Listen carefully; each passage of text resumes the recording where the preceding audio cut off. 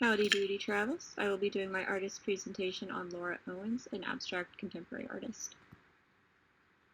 Owens earned her BFA from the Rhode Island School of Design and then her MFA from the California Institute for the Arts, where she currently lives and works in LA.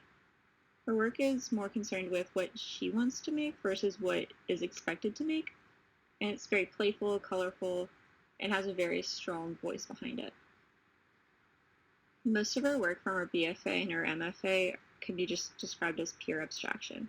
There's no identifiable objects, there's no clear focus, and it's just mostly a play on colors. All of the work relies heavily on colors to convey the mood. Some are light and airy and they use like pinks and yellows, and like this one, they're darker, muddier, and they just feel very drag and heavy. As we move into more of her contemporary works, museums like the Whitney Museum and the LA MoCA are both quoted as saying that she has a very strong awareness of form, color, and line, and she works to abstract the traditional assumptions of figuration and abstraction.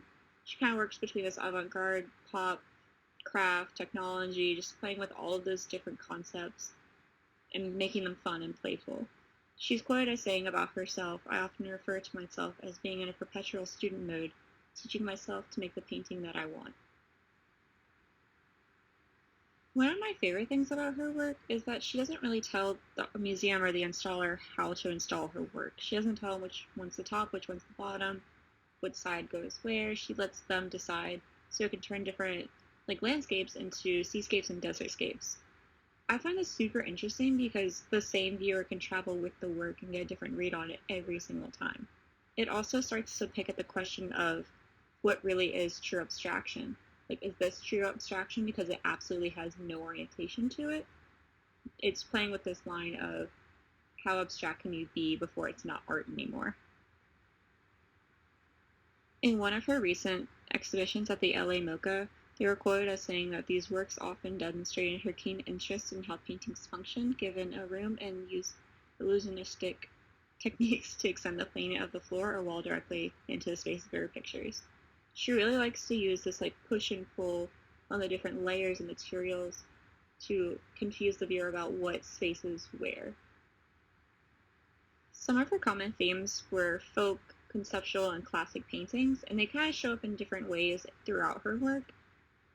In this one, I kind of see more of Picasso-esque kind of portrait, but still very playful. It uses pinks, it uses very baby blues kind of thing, and just it feels playful much more than Picasso's work, which kind of feel terrifying, not gonna lie. Another part of her work that I'm really drawn to is these little handmade books. She exhibits these as works with different pages open, and they're sketchbooks that she's using to document different things. This one in particular I was drawn to because it feels like a newspaper.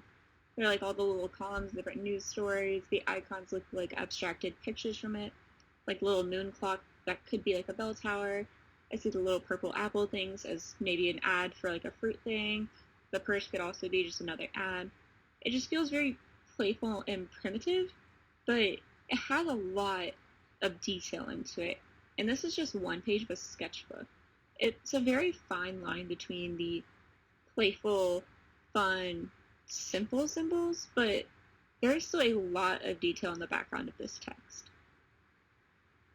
I find this work to be one of her strongest because it uses the very simple conceptual territories that I find in all of her other works. This one using just a base 10 numbered system, a grid, very basic primary colors, but it has this rhythm to it with the numbers, 1, 2, 3, 4, 5, 6, 7, and then 8 and 9 are at the top of the page. So it has this circular rhythm, but it never shows 10, what happens to 10. It just gives this anticipation of what's gonna happen. To sum this up, I find her work to be very, very playful. It's very fun, colorful, easy to look at. You don't have to reach too hard for a conceptual territory, but it's there if you're looking for it.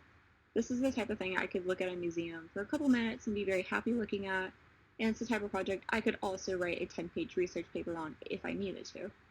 It lives in this territory that everyone can gain something from it, which is very nice, and I very much appreciate it.